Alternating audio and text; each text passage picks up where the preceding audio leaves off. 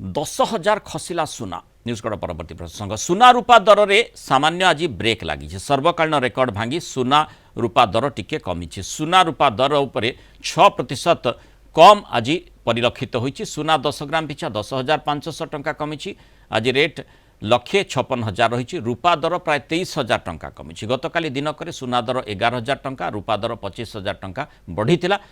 rocket बेगर जमती मूल्य बढ़ी चली ग्राहक छानिया हो जाते ए प्रकार कहीं के आकलन करुले किंतु ये टिके सामान्य आश्वस्तिकर जदिओ संपूर्ण आश्वस्तिकर सूचना कहुई पार ना मध्यवित्त कौन जेकोसी लोक भी भाव सुना रूपा रेट एत कहीं रही से समय निश्चय गोटे सूचना रही सुना 10,000 और रूपा 23 रु 24,000 खसी आम आलोचना करवा आम सहित अर्थनीति विशेषज्ञ विभूति दास जोड़ी विभूति स्वागत करवा आलोचना को जो भाव में आम देखुचे जे 6% माने सुना रूपा दर ह्रास घटी किंतु सेपटे जदि ETF एक्सचेंज ट्रेडेड फंड्स कथा देखा सेठी 14% सुना रूपा दर खसी या पछरे कौन कारण कहुई संभवतः मेन कारण है आपनकर प्रॉफिट बुकिंग बाय इन्वेस्टर्स जोटा कि लास्ट 7 दिन भीतर कंटिन्यूअसली ग्रोथ पर गोटे झटका देला जोटा कि सुना आपण जेमति कहतले 6% 6.5% एंड एटा खाली मध्य रात्रि बेसिकली हेची अमेरिका रो चाइना रे प्राइस बहुत गोटे जबरदस्त डाउनफॉल हेतला प्रॉफिट बुकिंग को सेटार रिफ्लेक्शन होची आ जदि देखा जिवो ए कंटिन्यूटीटा रहइबो कि नहीं तो जेहेतु ये गोटे स्पेकुलेटिंग बाइंग एंड सेलिंग चली सुनार रूपार विगत 4 मास समय चला से कस्टमर जानवा रखा दरकार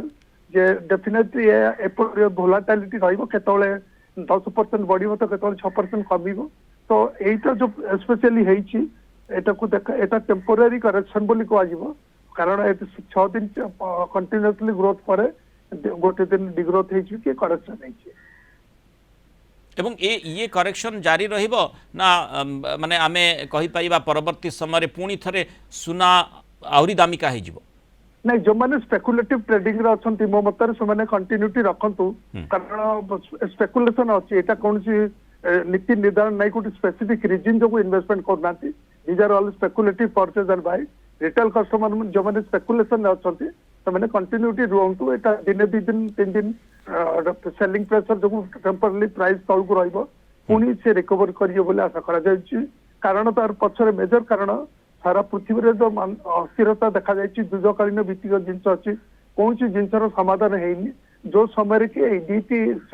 कमोडिटी बेसिकली सेफ हेवन बोल जो कहुए गोल्ड एंड सिल्वर ए प्रकार